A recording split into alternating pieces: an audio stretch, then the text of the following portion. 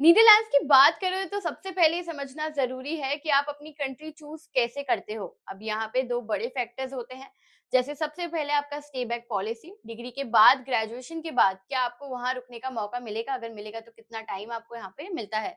Netherlands की बात करूँ तो यहाँ पे आपको 1 ईयर का ओरिएंटेशन ईयर वीज़ा मिलता है, जिससे कि आप अपनी जॉब सर्च कर सकते हो। सेकंड, मार्केट में जॉब अपॉर्च्युनिटीज़ कैसी है? आप इंजीनियरिंग के लिए जा रहे हो, टेक में जा रहे हो या जिस भी फील्ड में जाना चाहते हो तो उसका सक्सेस रेट कैसा है। लेकिन दोस्तों, अगर आप नीदरलैंड जैसी कंट्री प्लान कर रहे हो तो यहाँ पे आपको याद रखना है कि इनटेक और डेडलाइन अगर आपने मिस कर दी तो आपका पूरा साल भी वेस्ट हो सकता है। तो यहाँ पे अगर आप अप्लाई कर रहे हो तो आपको यहाँ पे टाइमलाइन फॉलो करना बहुत इंपॉर्टेंट है। अब नीदरलैंड्स में 2 मेन इनटेक होते हैं। सबसे पहला आपका होता है सितंबर इनटेक, जो कि आपका मेजर इनटेक माना जाता है। ये सबसे बड़ा इनटेक है क्योंकि यहाँ पे जो एप्लीकेशंस है वो अक्टूबर में स्टार्ट हो जाती है और आपको अभी मई 2026 तक ओपन मिलेगी। फैब इनटेक के लिए आप जाना चाहते हो, माइनर इनटेक वो होता है। अगर आपने यहाँ पे सितंबर इनटेक मिस कर दिया तो आपको कुछ सिलेक्टेड कोर्सेज है जो यहाँ पे आपको अवेलेबल मिल जाएंगे। अब अगर आप प्लान कर रहे हो नीदरलैंड जाने के लिए तो यहाँ पे एक इंपॉर्टेंट चीज है, आप जैसे कि साइकोलॉजी हो गया, मेडिसिन हो गया, तो ऐसी अगर फील्ड टारगेट करना चाहते हो तो यहाँ पे डेडलाइंस काफी ज्यादा स्ट्रिक्ट है और आपको ध्यान रखना पड़ेगा अप्लाई करने से पहले।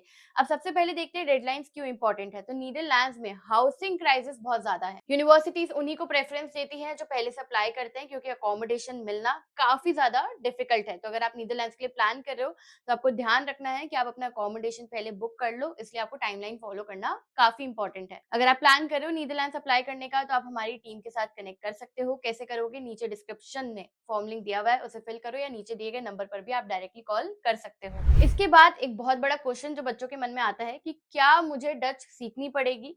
तो देखिए, अगर आप आईटी, इंजीनियरिंग या ग्लोबल बिजनेस में हो तो इंग्लिश से आपका वहाँ पे काम चल जाएगा, क्योंकि अगर आप कॉर्पोरेट में जाओगे तो वहाँ पे आपको इंग्लिश लैंग्वेज मिल जाएगी। लेकिन अगर आपकी फील्ड हेल्थ केयर है, जैसे नर्सिंग हो गया, डॉक्टर हो गया, या लॉ में जा रहे हो, एजुकेशन में जा रहे हो, टीचिंग में जा रहे हो, तो यहाँ पे आपको डच लेवल आनी चाहिए, एटलीस्ट बी2 या C1 तक आनी चाहिए। बाकी फील्ड्स के लिए लोकल कल्चर में, क्योंकि आपको यहाँ पे नेटवर्किंग करनी होगी, तो आपको बेसिक डच भी आनी चाहिए। तो आपके लिए क्या होगा?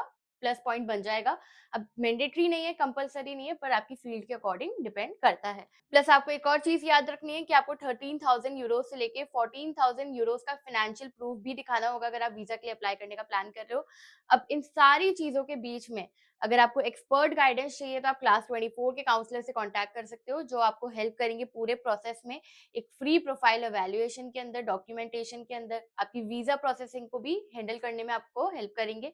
अब यहाँ पे कैसे कांटेक्ट करना है वो ऑलरेडी मैंने आपको बता दिया है। और आपको ये वीडियो अच्छा लगा तो चैनल को लाइक कर देना, शेयर कर देना और सब्सक्राइब भी कर देना। इसी के साथ मिलते हैं अगली वीडियो में, तब तक के लिए थैंक यू सो मच।